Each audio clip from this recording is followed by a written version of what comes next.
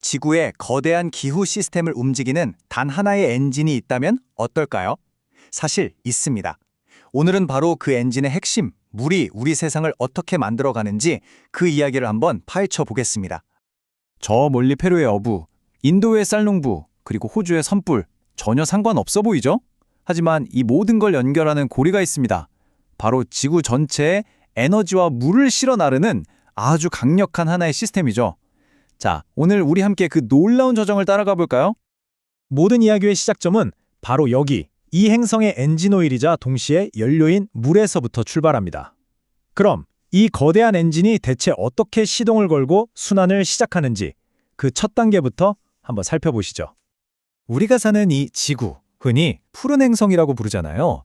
그만큼 물로 가득 차 있다는 뜻인데, 근데 놀라운 사실이 뭔지 아세요? 이 엄청난 양의 물 중에서 우리가 실제로 마시고 쓸 수 있는 민물은 겨우 3%에 불과하다는 겁니다. 정말 적은 양이죠. 그리고 이 소중한 3%의 민물은요, 절대 한 곳에 가만히 있지 않아요.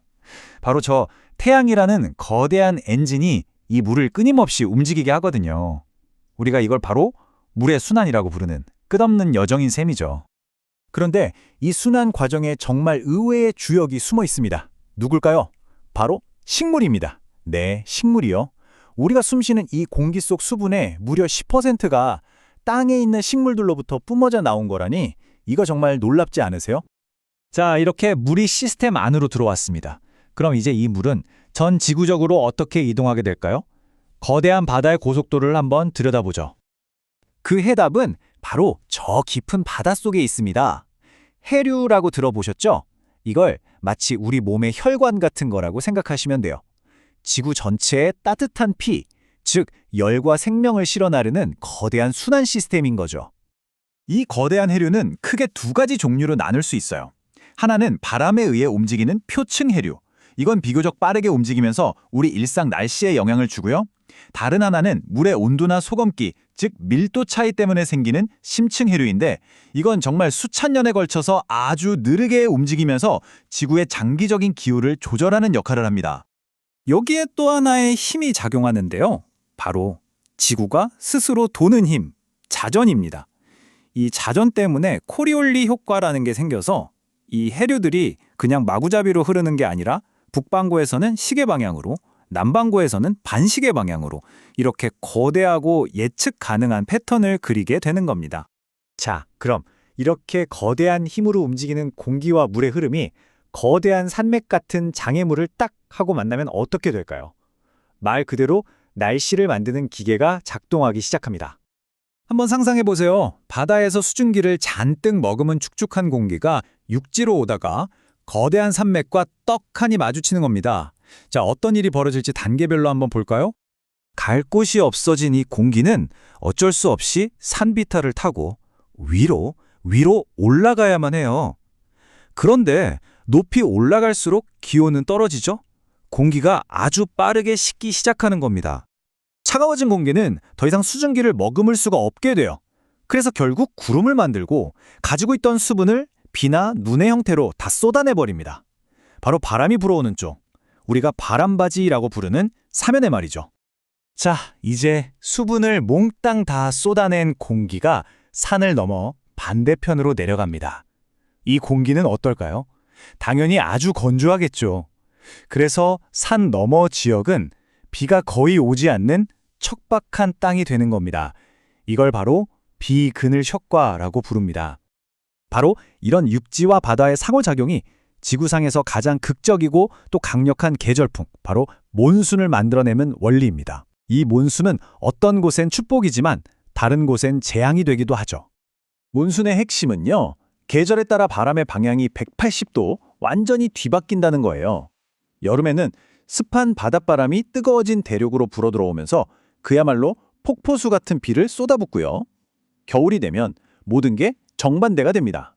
차고 건조한 대륙의 바람이 바다로 불어나가면서 건기가 시작되죠. 이 때문에 수억 명의 사람들은 매년 하나의 거대한 역설을 마주하게 됩니다. 이 비가 와야만 물에 잠긴 논에서 쌀을 키울 수 있는데, 바로 그 비가 때로는 모든 걸 앗아가는 끔찍한 홍수가 되기도 하니까요. 정말 생명과 재앙의 두 얼굴을 가진 셈이죠. 그리고 그 파괴력은 상상을 초월할 때가 많습니다. 보세요. 2006년 6월 딱 한 달 동안 방글라데시에서만 몬순 때문에 고립된 사람이 무려 100만 명에 달했습니다. 100만 명이요? 이 숫자 하나만 봐도 몬순의 힘이 얼마나 무서운지 실감이 나시죠? 그런데요, 가끔은 이 거대한 지구 시스템 전체가 갑자기 균형을 잃어버릴 때가 있습니다. 그렇게 되면 전 세계가 그야말로 극단적인 기후변화에 시달리게 되죠. 바로 엘니뇨와 라니냐 이야기입니다. 자, 우선 평상시, 그러니까 정상적인 태평양의 모습을 한번 볼게요. 동쪽에서 서쪽으로 아주 강한 무역풍이 붑니다. 이 바람이 따뜻한 표층수를 계속해서 동남아시아 쪽으로 밀어줘요. 그 결과 아시아 지역엔 비가 충분히 내리고 반대편인 페루 앞바다에서는 차갑고 영양분이 풍부한 물이 솟아올라 세계적인 어장을 만듭니다. 이게 바로 이상적인 균형 상태죠. 그런데 엘니뇨가 찾아오면 이 모든 게 말 그대로 뒤집힙니다. 평소에 불던 무역풍이 약해지거나 아예 방향을 바꿔버리는 거예요. 그럼 어떻게 될까요? 동남아시아로 갔던 따뜻한 바닷물이 다시 남아메리카 쪽으로 확 밀려옵니다. 결국 비가 넉넉했던 아시아와 호주는 극심한 가뭄과 산불에 시달리고 원래 건조했던 페루에는 어마어마한 홍수가 나고 어업은 완전히 망가지게 되는 거죠. 그럼 라니냐는 뭘까요? 이건 엘니뇨와는 정반대 현상이에요. 정상 상태가 오히려 너무 강해지는 거라고 생각하시면 됩니다. 무역풍이 비정상적으로 강해져서 따뜻한 물을 아시아 쪽으로 더 세게 밀어붙이는 거죠. 결과적으로 아시아에는 평소보다 훨씬 많은 폭우가 쏟아지고 페루 쪽은 더 심한 가뭄에 시달리게 됩니다. 말 그대로 정상 상태가 폭주하는 셈이죠. 여기서 정말 중요한 점은요. 이런 변화가 그냥 먼 나라 얘기가 아니라는 겁니다. 우리 삶과 경제에 아주 직접적인 타격을 주거든요.